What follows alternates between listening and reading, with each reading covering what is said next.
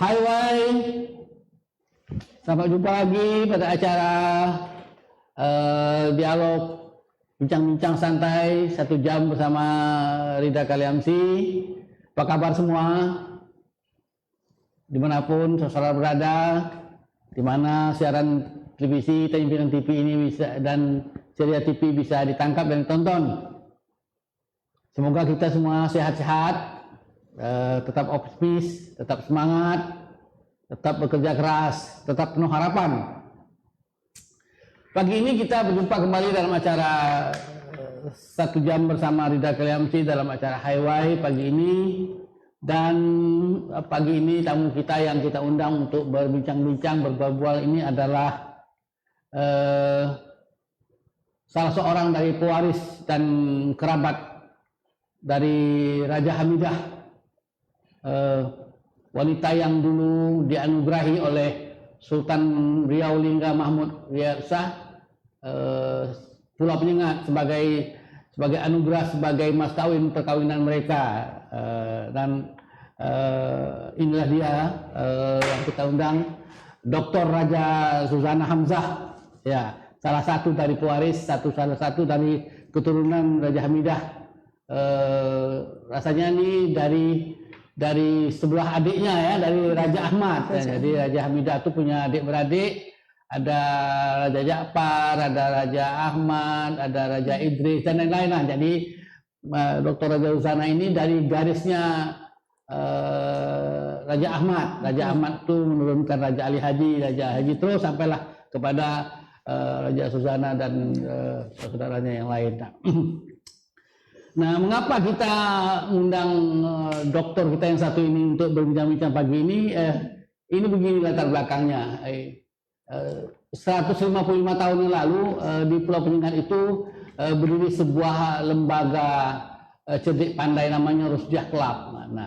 Nah, ini 155 tahun yang lalu sudah ada tradisi keilmuan, tradisi kecendekiawanan di sana di pulau itu, dan dari lembaga inilah kemudian banyak sekali sumbangan pemikiran-pemikiran bagus, pemikiran benar tentang kebudayaan, tentang politik, tentang sosial dan segalanya itu. Dan itu merupakan sebuah sejarah panjang, sebuah kerja keras dari para intelektual di sana. Nah, kita ingin tahu setelah 155 tahun tradisi keilmuan seperti apa di Pulau Penyengat itu, seperti hebat seperti apa orang-orang di Penyengat selama 155 tahun mewarisi tradisi itu. Nah, dari riset kami, dari tanya-tanya itu ternyata selama 155 tahun ini, kalaulah dokter ini dianggap sebagai simbol keilmuan, setelah dokter kan profesor itu biasanya perguruan tinggi. Nah, kalau keseharian-harian itu dokter ini udah gelar keilmuan yang paling tinggi lah yang ada di pada anunya. Nah, selama 155 tahun itu nyata itu hanya baru ada 3 orang di Pulau Penyengat yang menjadi dokter, dan 3 orang itu pun ternyata 2-nya di luar, tinggal awak sendirinya jadi dokter. Jadi awak ini semacam pancang tiang topang yang ada di Penyengat, orang dianggap orang berilmu dengan dokter seperti itu. Nah, dengan latar belakang pemikiran seperti itu, kami ini kepingin tahu bagaimana sebetulnya pandangan awak sebagai seorang yang dianggap berilmu, dianggap sebagai tahu, sebagai keturunan itu tentang masa depan Pulau Penyengat ini, baik dalam konteks sejarah, baik dalam konteks budaya, baik konteks wisata, dan sebetulnya maunya warga Penyengat itu seperti apa. Kemarin kan Pak Gubernur waktu dia dilantik kan, setelah syukuran di gedung daerah kan dia pergi ke Penyengat, dia berjanji dengan masyarakat akan bangun jalan yang mulus di sana tuh. Nah, kemudian ada satu dialog di TV ini, Pak Ansar balon itu mengatakan nak jadikan Penyengat macam Hong Kong, bikin Labuan segala macam. Jadi banyak kepikiran orang di luar Penyengat tentang Pulau Penyengat, tetapi orang Penyengat sendiri maunya Penyengat itu seperti apa sebetulnya itu. Nah, itulah yang menurut saya ingin diceritakan. Mudah-mudahan gagasan-gagasan pikiran-pikiran dari para pewaris, daripada warga Penyengat sendiri didengar oleh pemerintah dan menjadi acuan untuk masa depan Penyengat ke depan. Karena pulau ini sudah luar biasa menyumbang pada kebudayaan Indonesia. Dari pulau inilah bahasa Melayu itu dikembang besarkan dan kemudian disumbangkan kepada bahasa Indonesia. Sumbangan terbesar tamadun Melayu kepada negara Indonesia itu melalui bahasa itulah. Oke, jadi dialog kita siang ini, buah-buah kita siang ini kita bagi 4 sesi, 15 menit pertama, kita kedua, ketiga, keempat. Gitu. Nah, yang pertama ini adalah cerita sedikit ini bagaimana ceritanya sehingga awak ini bisa jadi dokter, bisa mau jadi dokter. Dan dokter ini dokter apa? Dokter bidang ilmu apa? Ilmu budaya, pendidikan lain. Yang mendorong awak pun mau tiba-tiba menjadi keinginan besar menjadi seseorang yang terpandang secara keilmuan di Penyengat itu seperti apa? Ceritalah sedikit belakang. Ya. Terima kasih Datuk telah mengundang saya. Sebenarnya cita-cita untuk sekolah tinggi itu memang sudah dari kecil. Dari kecil memang tradisi di keluarga itu memang sedari saya sekolah dasar itu orang tua sudah terbiasa memberikan bacaan-bacaan. Kami tinggal di Pulau Penyengat. Jadi setiap pulang kerja almarhum ayah itu pasti membawa bahan bacaan. Pasti, pada masa lalu itu kan tidak ada sebanyak ini penerbitan. Tapi justru penerbitan yang katakanlah bergengsi lah seperti Kompas, Tempo, ya koran-koran seperti itu. Saya masih kecil, setiap hari lah, sehingga membaca itu merupakan suatu kebutuhan rasanya. Setiap hari menunggu ayah pulang ke rumah untuk hari ini membaca apa. Jadi tradisi itu diwariskan oleh keluarga.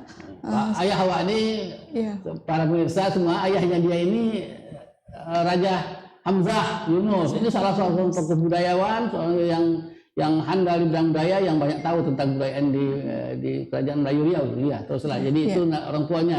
Kemudian pamannya juga orang hebat juga ini. Nama Raja Yunus, Raja Hasan Yunus. Ini salah seorang sastrawan besar Indonesia di Semenanjung Tanah Melayu ini. Ya, untuk menjadi itu mungkin latar belakang kenapa saya bercita-cita tinggi untuk sekolah, walaupun dah tua masih tetap semangat bersekolah. WS3, kemudian setelah berpulangnya ayah saya pada tahun 2000, saya disemangati oleh itu tadi, oleh Pak Cik saya, Pak Hasan Yunus. Ya, Hasan Yunus pernah tinggal di rumah saya beberapa bulan, selalu mensupport saya. Nah, kau harus sekolah tinggi, harus. Sewaktu itu saya baru ambil S2, sewaktu dia tinggal di rumah. Harus sampai S3 katanya, harus sampai S3. Jadi kata-kata itu tak lama setelah itu beliau berpulang. Ya, jadi itu juga merupakan sebuah motivasi bagi saya untuk mencapai gelar ini. Walaupun dengan segala keterbatasan yang kami lalui untuk mencapai ini. Tapi mengapa memilih bidang pendidikan, bidang kebudayaan itu? Apa sebab lari ke sana itu? Ya, latar belakang sebenarnya saya ini ada seorang pendidik, saya seorang guru. Saya seorang guru, alumni pendidikan bahasa dan sastra Indonesia. Saya menjadi guru, kemudian saya mengabdikan diri saya menjadi guru di SMP di Pulau Penyengat. Ya, kemudian beriring waktu, kemudian saya menjadi kepala sekolah di sana. Jadi kebetulan dengan keterbatasan status kita sebagai ANS dan ada program yang buka, itu adalah program manajemen yang bisa manajemen pendidikan. Jadi kita mengambil itu. Sebenarnya kalau ditanya keinginan hati lebih ingin memilih bidang budayaan. Iya. Pendudukan provinsi sebagai tempat pengabdian. Tapi rasanya itu hanya tidak menjadi. Di mana S3-nya itu? Saya di UNJ, Universitas Negeri Jakarta. Jadi bolak-balik Ya, selama itu. menyelesaikan S3 itu? Iya, bolak-balik dengan biaya sendiri. Iya, hebatlah pengempanan seperti itu. Tapi bagaimanapun dengan latar belakang ilmu pendidikan itu tentu ada aspek kebudayaan yang diajarkan di sana. Jadi ilmu itu tetap berguna kalau Zuzana ingin mengembangkan visi kebudayaan untuk bagaimana Pulau Penyengat tetap ribuan tahun sampai ribu tahun lalu tetap menjadi sebuah pulau yang menyumbang besar pada visi kebudayaan. Ya, sampai di tahap akhir untuk disertasi pun saya masih mengambil sedikit yang ada hubungannya dengan kebudayaan. Saya mengambil tentang manajemen pendidikan budi pekerti di Pulau Penyengat. Oh, sebagai bahan ya, sebagai bahan ya, disertasi PhD. Kita mengambil kearifan lokal yang ada di Penyengat. Iya, jadi mungkin bisa ingin tahu bagaimana secara garis sedikit lah cerita dari garis keturunan itu dari mulai dari katakanlah dari Raja Hamidah itu seperti apa kira-kira anunya sampai ke garis sampai keturunan. Mungkin ada yang tahu, kepengen tahu seperti apa apa garis lah ke pewarisan sejarahnya seperti itu. Garis keturunan ya, sampai ke atas ya saya. Saya Raja Suzana Raja Suzana Fitri binti Raja Hamzah bin Raja Haji Muhammad Yunus bin Raja Ahmad bin Raja Umar bin Raja Ahmad Engku Haji Tua bin Raja Haji Fisabilillah. Sampai sana itu, sampai dari celak ya, sampai itu. Jadi garis keturunan seperti itu. Jadi ini dari garis keturunan Raja Ahmad, Raja Ahmad dan Raja Ali Haji, yaitu anak dia, dan dua orang ini adalah orang yang menulis buku terkenal yang sekarang jadi referensi sejarah namanya Tuhfatul Nafis. Itulah jadi rujukan orang dari mana-mana. Jadi tradisi ilmu dan menulis buku-buku besar itu sudah ada di Penyengat, di pulau kecil itu sudah ratusan tahun. Nah sekarang ini kita nanti bercakap bahwa mungkin apa kira-kira yang sudah dihasilkan lain selain yang membuat Pulau Penyengat menjadi tetap dikenal orang dari segi keilmuannya seperti itu. Nanti kita break ke sisi kedua. Sementara ini kita close dulu. Nanti kita lanjutkan pada sisi kedua. Oke. Hai, kita break dulu. Nanti kita lanjutkan pada sesi yang kedua.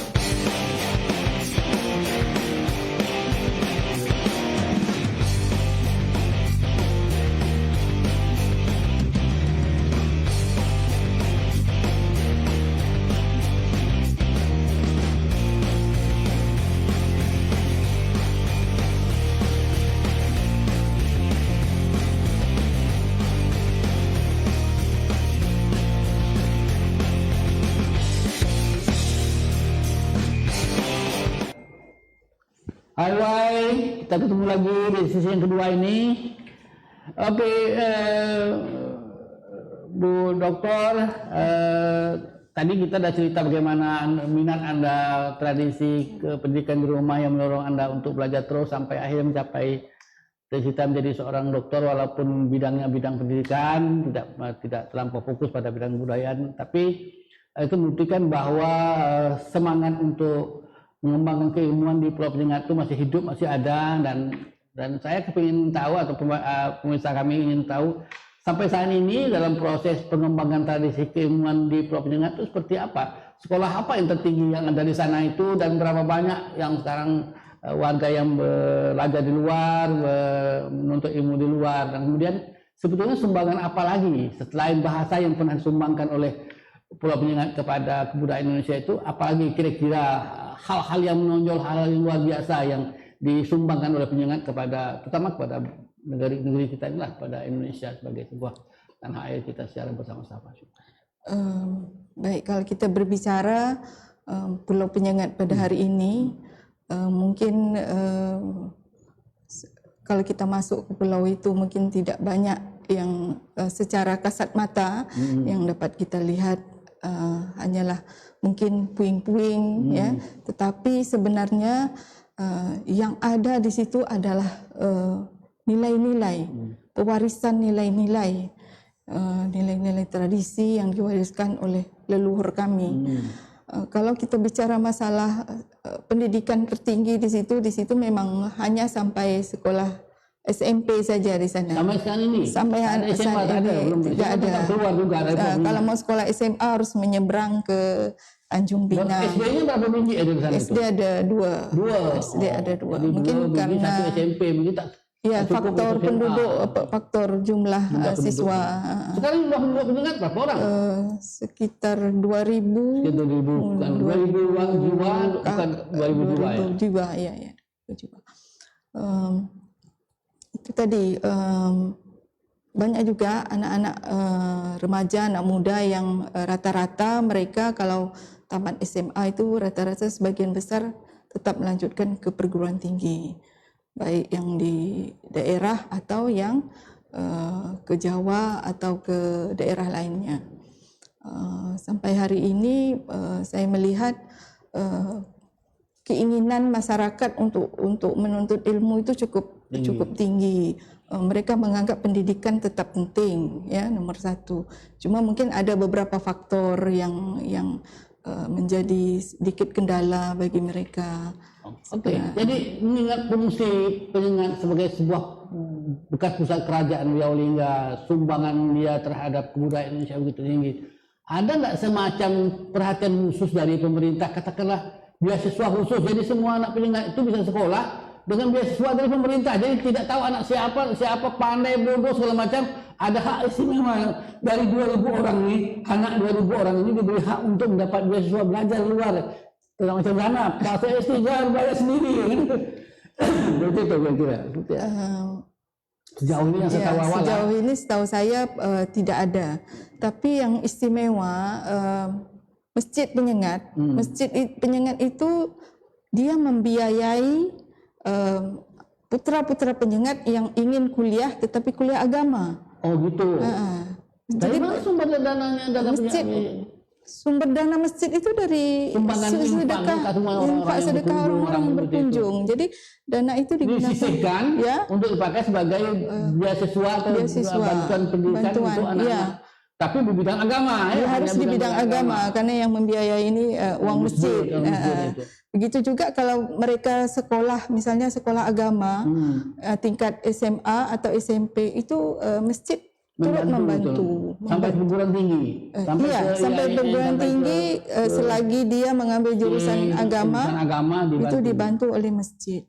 Jadi masjid Penyengat ada tuh dari masjidnya, tapi dari lembaga-lembaga lain di luar Penyengat karena nampaknya belum ada.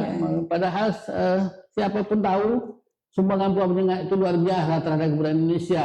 Yang Gana bilang tadi, puing-puing, bekas-bekas peninggalan sejarah, makam-makam tua, semua itu sebetulnya sudah memberi sumbangan luar biasa menurut saya.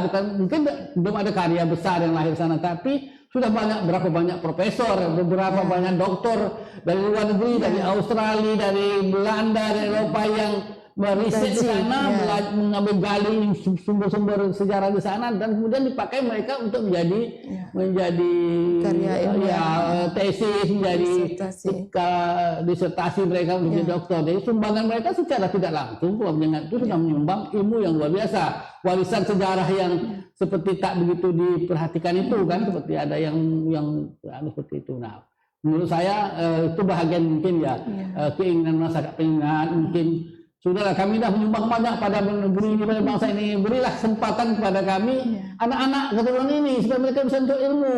Artinya tidak sederhana sendiri atau 3 orang yang sudah dengan biaya sendiri menjadi doktor, ada orang lain yang disekolahkan supaya roh kebudayaan Penyengat itu bisa tetap hidup dan bisa dikembangkan itu. Jadi sekarang belum ada lah itu mungkin karena jumlah sekolahnya terbatas, jumlah penduduknya terbatas. Sekarang Penyengat itu statusnya apa tuh? Kecamatan, kelurahan itu apa? Kelurahan. Hanya sebuah kelurahan aja. Jadi sampai sejak dulu sekarang sampai kelurahan saja.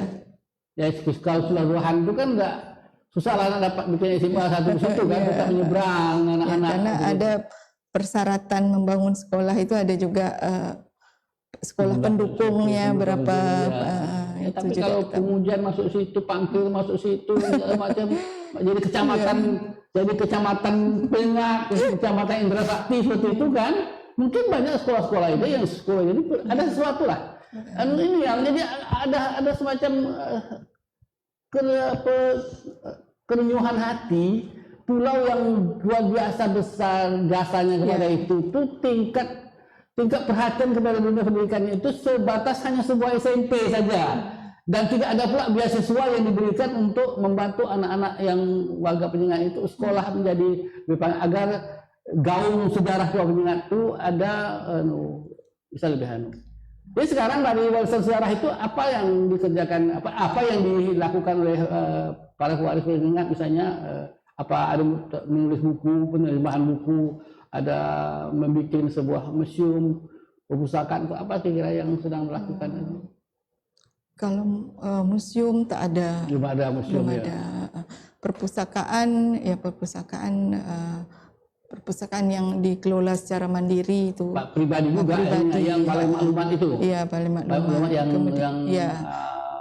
Pak Raja Malik yang sekarang dari pihak kelurahan juga ada membangun perpustakaan kecil untuk masyarakat.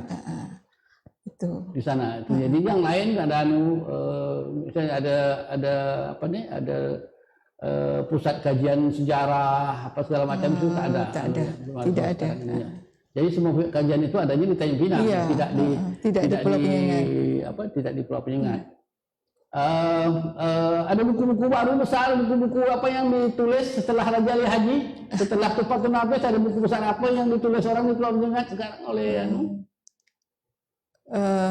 karena saya sendiri, karena latar belakang saya seorang guru, mungkin saya juga ada beberapa menulis buku yang gunanya untuk anak-anak sebagai muatan lokal. Misalnya. Jadi anak baru bilang pendidikan tidak buku budaya murni. Seperti saya ada menulis tentang masakan tradisional Melayu, kemudian saya menulis tentang pakaian tradisional Melayu, kemudian ada beberapa cerita rakyat. Itu diterbit secara pribadi saya sendiri atau diterbit oleh pemerintah daerah melalui lembaga katakanlah dinas kebudayaan atau apa? Ada. Kalau beberapa buku ada dari Pemko Tanjung Pinang, kemudian ada juga dari Dinas Kebudayaan Provinsi Kepri.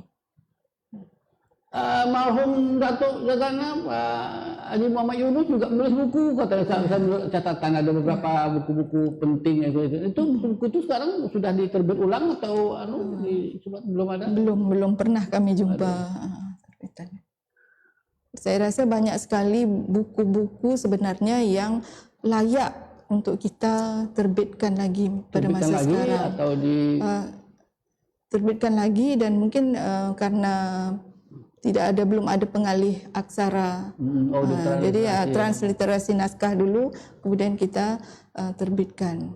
Jadi banyak sekali naskah-naskah lama itu yang sampai hari ini hanya terbiar saja tanpa dibaca. Jadi dengan adanya usaha itu kan, usaha penerbitan dengan ahli aksara itu, kita bisa dapat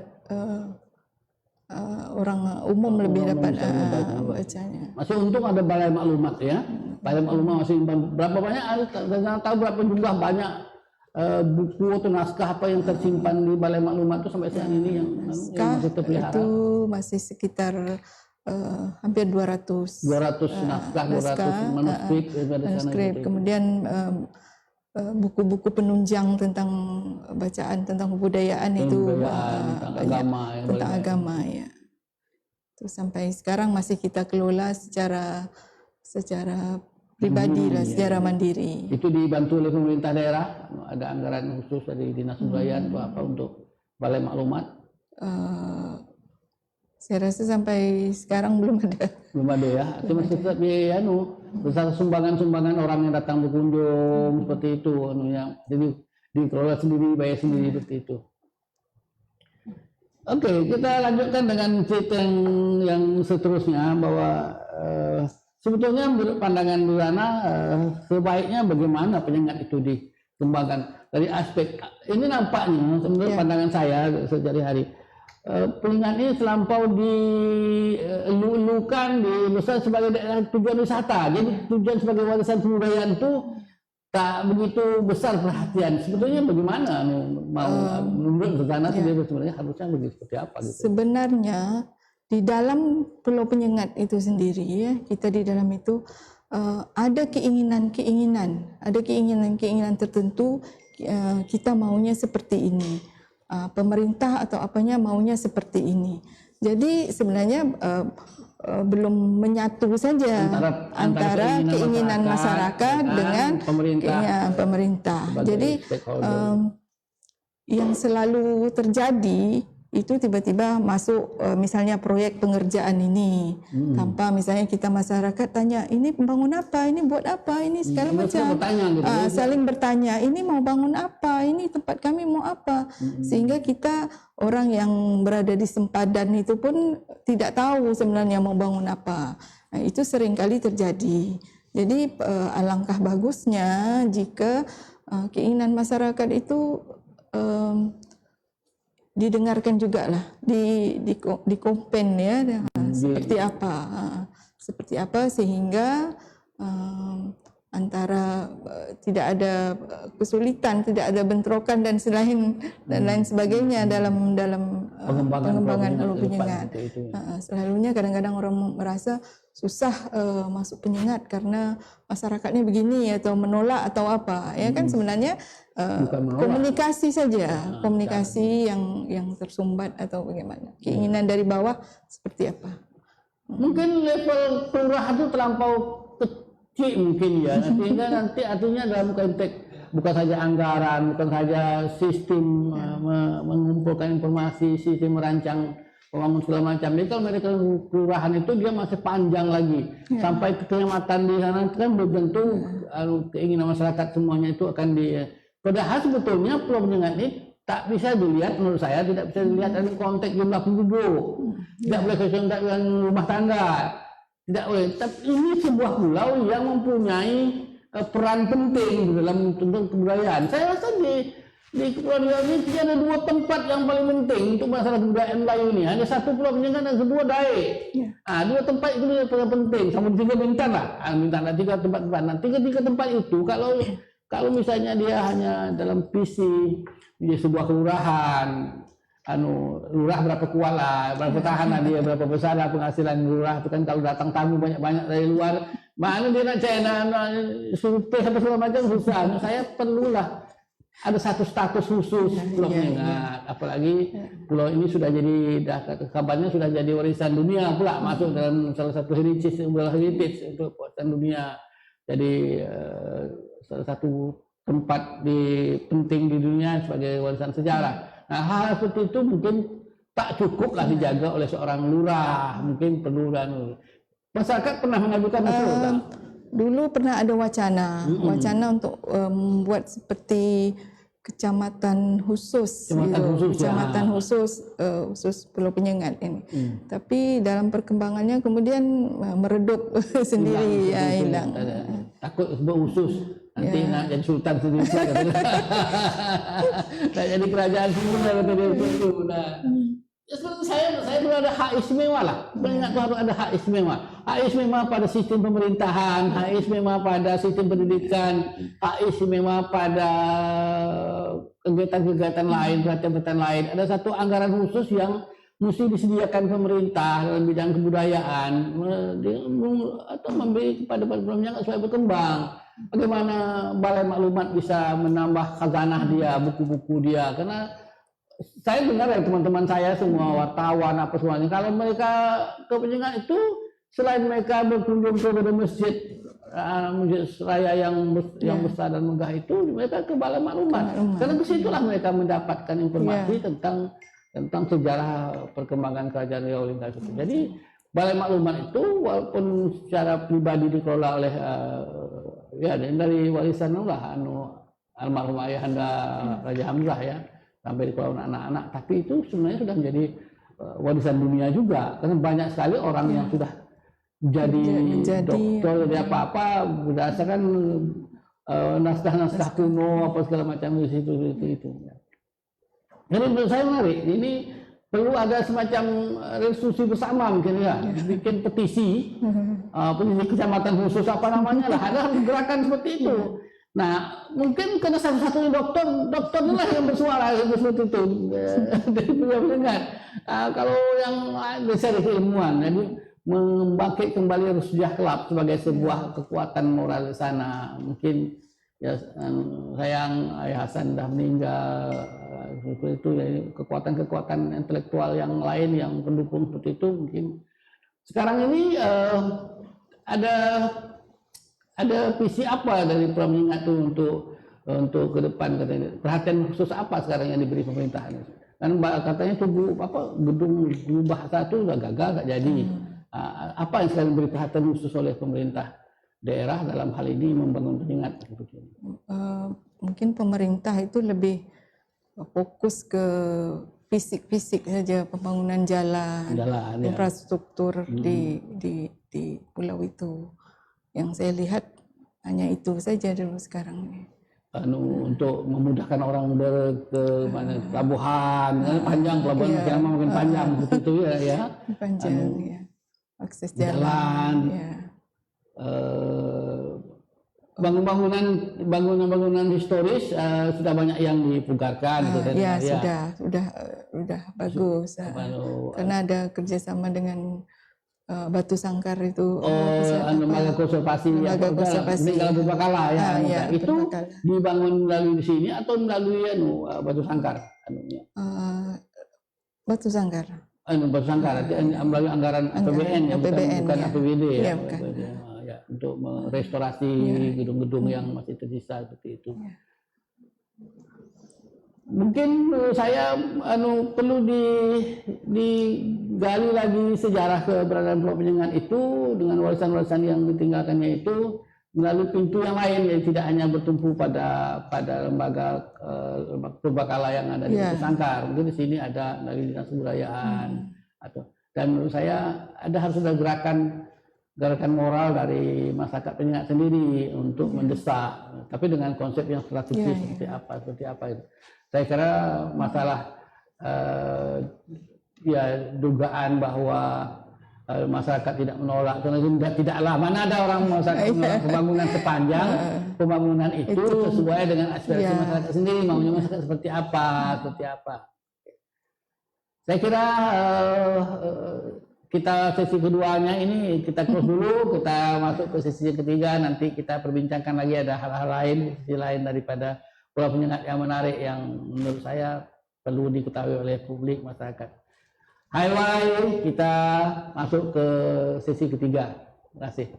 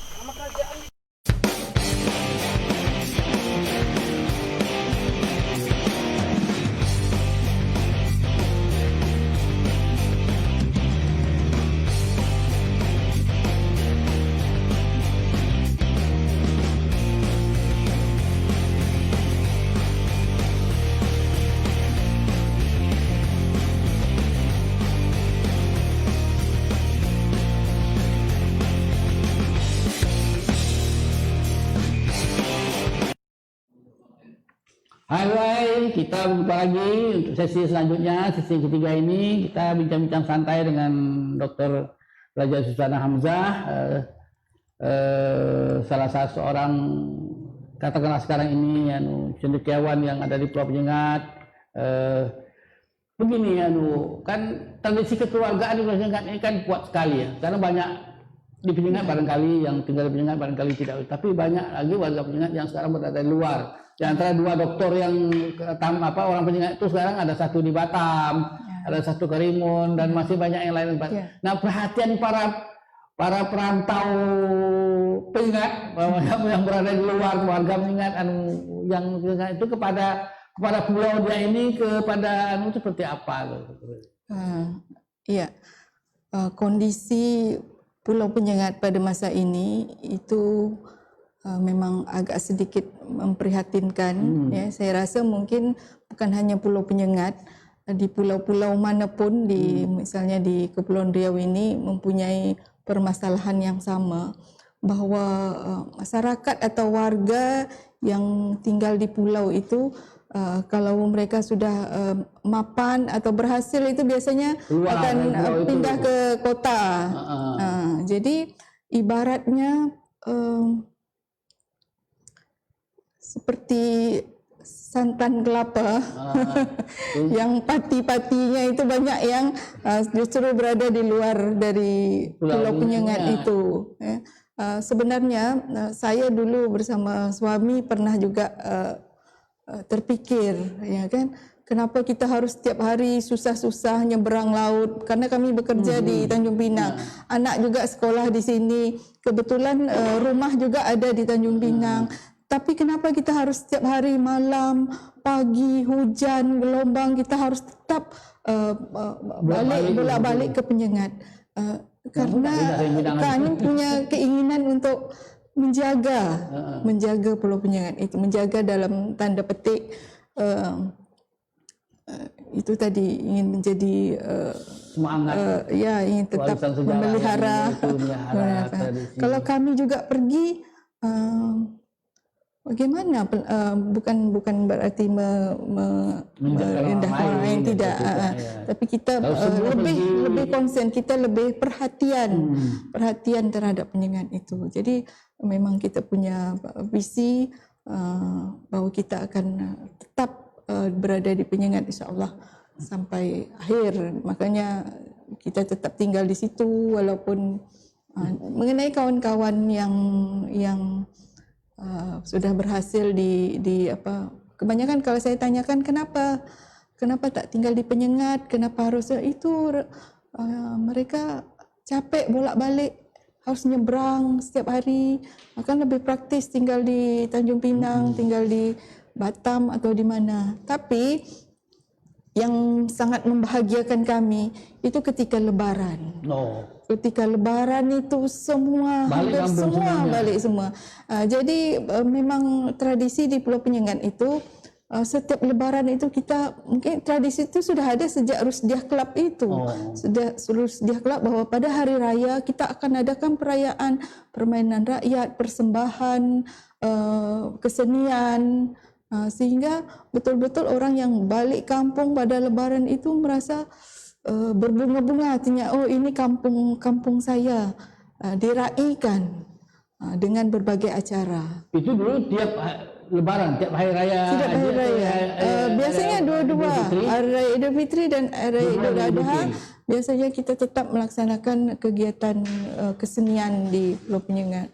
Semacam festival, festival Lebaran. Iya, festival Lebaran itu sudah. Ya, kalau misalnya ada festival Pulau Penyengat yang sekarang setiap tahun diadakan itu, ada kaitan dengan meneruskan tradisi Rusdiah Club dalam kaitan merayakan hari Lebaran seperti itu atau tidak?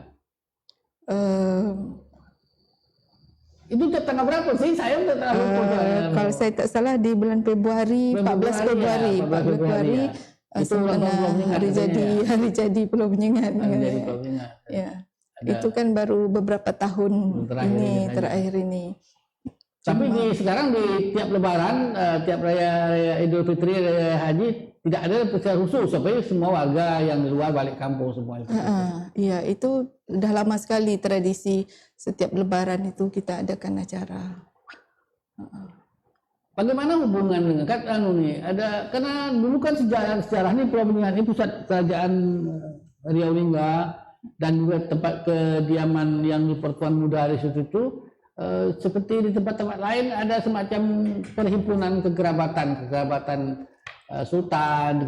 Sekarang saya dengar di Lingga ini kan ada perhimpunan agung yang Kesultanan Riau Lingga seperti itu. Nah di Penyengat ada lembaga seperti itu didirikan ada. Iya. Sebenarnya itu Perhimpunan Agung Zuriat dan Kerabat Kerajaan Riau Lingga itu gabung. Semua gabung. Karena dulu kita pun deklarasinya di Pulau Penyengat. Di Pulau Penyengat dan sampai hari ini masih eksis. Di acara-acara tetap kita berjumpa, berkomunikasi. Ada perhimpunan antara para zuriat dan kerabat di Sultan Riau Lingga. Lalu hubungan dengan para saudara mara yang di luar Malaysia, yang di luar Kepulauan Riau, misalnya di Malaysia, di Johor, di Terengganu, di Pahang, itu seperti apa hubungan itu dipelihara, hubungan kekerabatan? Hubungan dengan keluarga terutama yang di Malaysia dan Singapura itu sampai hari ini saya rasa tetap bagus karena di event-event tertentu mereka pasti ikut balik kampung. Kalau acara nikah kahwin atau acara seperti festival Pulau Penyengat dan lain-lain Lebaran, mereka tetap balik ke Penyengat. Kalau dari aspek keekonomian, misalnya tradisi katakanlah warisan kuliner segala macam yang masih hidup di Penyengat, di mana seperti apa? Saya dengar sekarang ini sedang mengembangkan produksi air dohot itu seperti apa air dohot itu sebetulnya sebagai produk khas Penyengat. Menurut saya ini tak banyak daerah ada yang mungkin di Dayak ada ya air dohot. Saya belum tahu. Ini ada saya dengar di Malaysia ya, di Terengganu, di Pahang di Johor ada. Sebenarnya air dohot ini tradisi di keluarga kami. Ya dulu tok saya, nenek saya kan sering kalau ayah saya ke Tanjung Pinang pesan beberapa macam buah-buahan kering ya. Kemudian dimasak oleh beliau. Kami semua cucu-cucunya disuruh minum ini bagus untuk bongkar panas katanya kan. Bongkar panas ini bagus minum dan minumannya juga segar sedap. Kemudian setelah beliau tidak ada, ayah saya almarhum Raja Hamzah meneruskan itu, selalu membeli bahan-bahan agak sedikit susah karena bahan itu bahan-bahan impor. Ada yang mengatakan kalau ingin melihat dunia minumlah air dohot karena berbagai macam buah-buahan dari penjuru dunia ada di situ. Betul.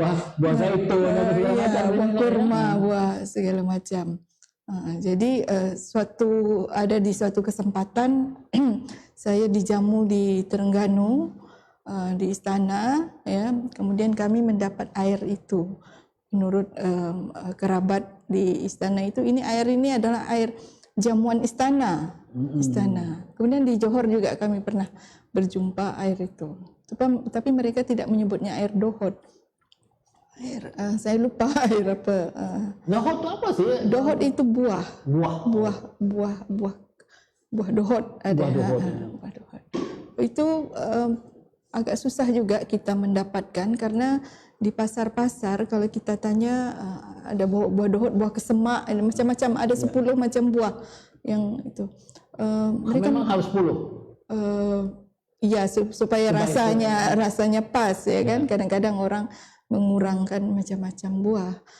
Jadi menurut yang di pasar baba-baba yang di pasar itu katanya, Bu, bahan-bahan ini masuk kalau hari raya Cina. Jadi 1 tahun barang ini masuk 1 kali katanya.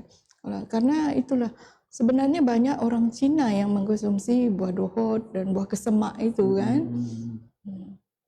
Oke, selain buah dohot, Selain air buah dohot, apa lagi makanan tradisional yang masih dianggap sebagai sesuatu yang khas Pulau Penyengat, yang masih bertahan dan sebetulnya bisa dipakai semacam merek khusus sebagai sebuah hak khususnya Pulau Penyengat untuk menamakan diri, misalnya dohot itu Penyengat lah, itu orang kan bisa cari orang lain, tak ada Teluk Keriting, tak ada Kampung Tambak, tak ada dia harus hari Penyengat. Nah, yang lain apa lagi kira-kira yang makan seperti itu?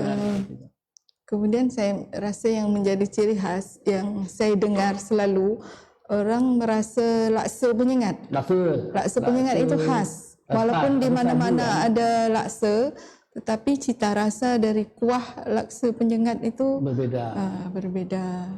Kemudian nasi dagangnya juga. Karena kami selalu menerima tamu mereka selalu mengatakan, kok beda rasanya dengan tempat lain, kok beda rasanya. Nasi dagangnya ya? Nasi dagang. Jadi buah dohot, air dohot, laksa sagu, nasi dagang. Ada satu lagi yang belakang ini pakai yang kole-kole. Ya, kole-kole agak berbeda gitu. Ya, kole-kole karena atasnya itu kita pakai tai minyak, orang mengatakan tai minyak. Bekas minyak, masak minyak. Dan saya yang agak unik, kemarin saya pernah menulis kue-kue kita itu banyak memakai kata ulang. Kole-kole, deram-deram, epok-epok. Banyak saya kemarin pernah kita mendatanya banyak sekali yang memakai kata ulang. Yang memakai kata ulang. Apa kira-kira sebabnya itu? Mungkin ingin lebih mempertegas.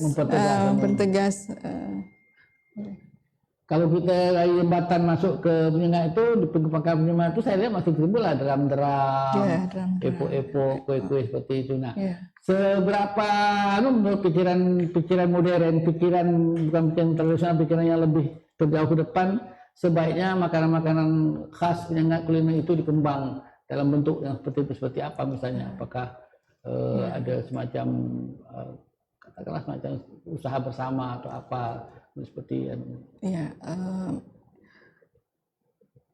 sampai hari ini pengelolaan itu dan pemikiran mereka itu masih sangat sederhana.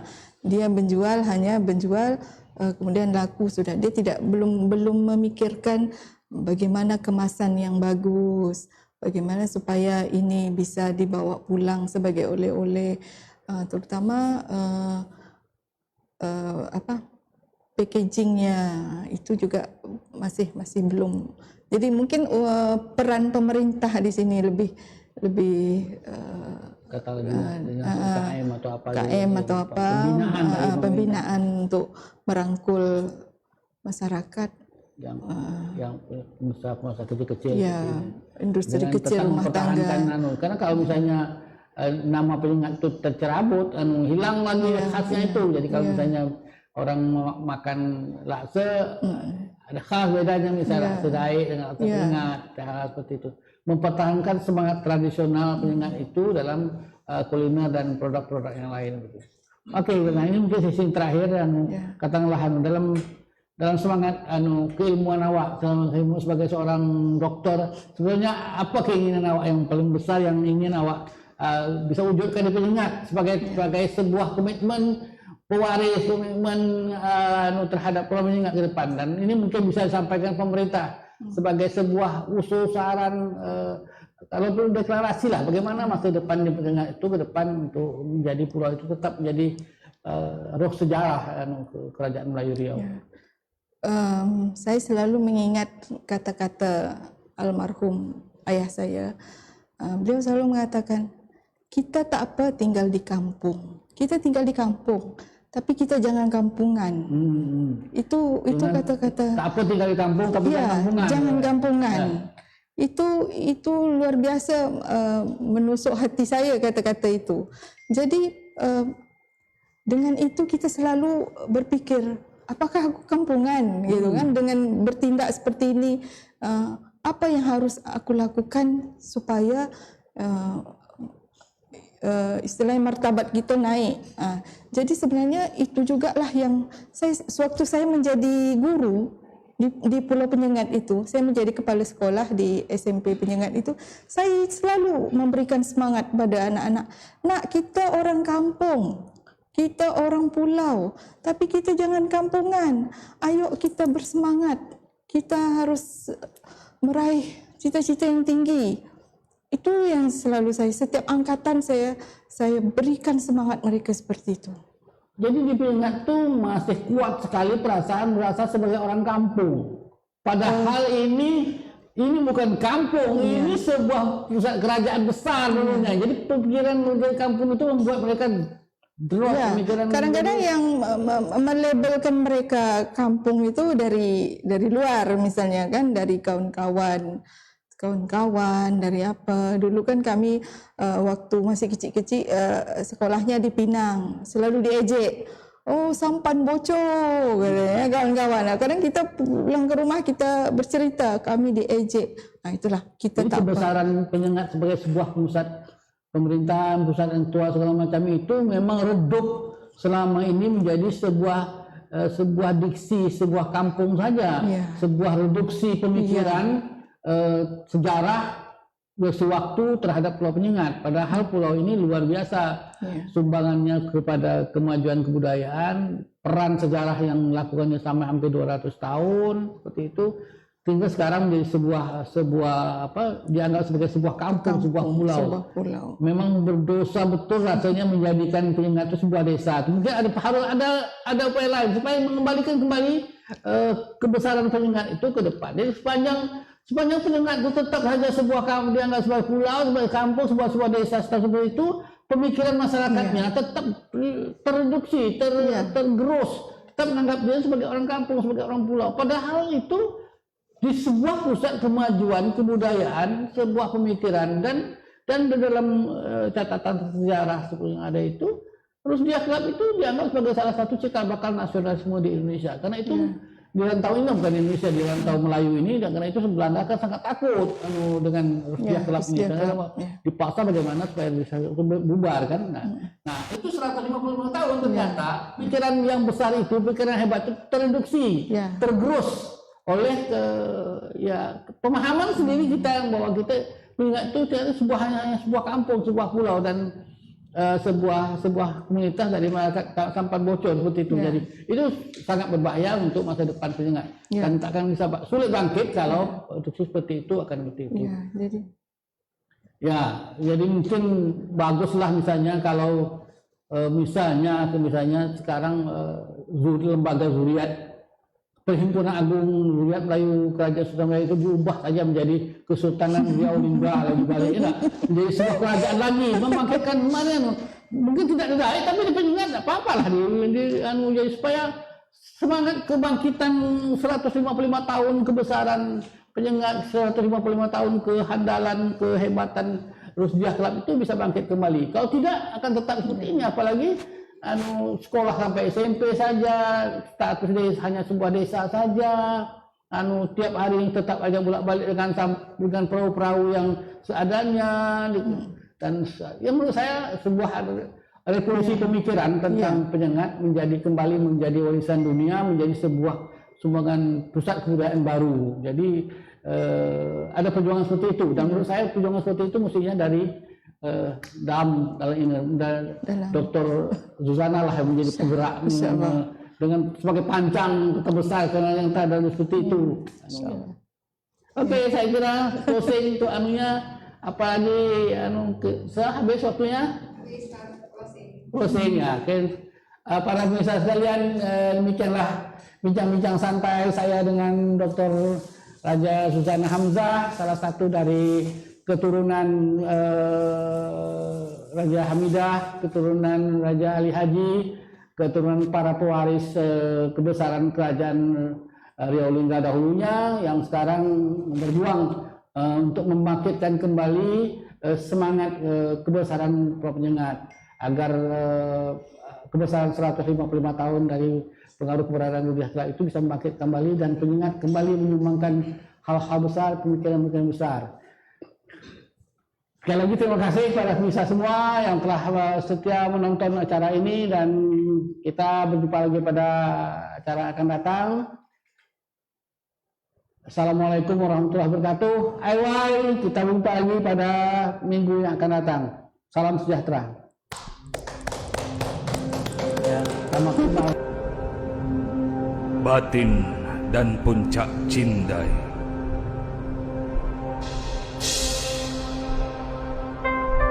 Bismillah itu permulaan kalam. Assalamualaikum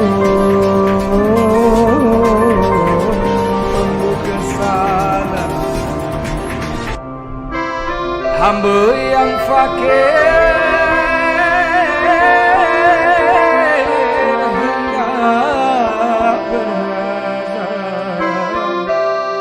kisah lama berabad silam.